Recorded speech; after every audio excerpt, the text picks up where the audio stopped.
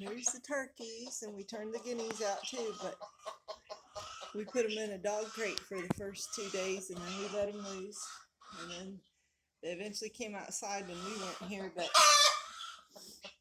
Brad saw the dog chase them because they're something new and they make different noises.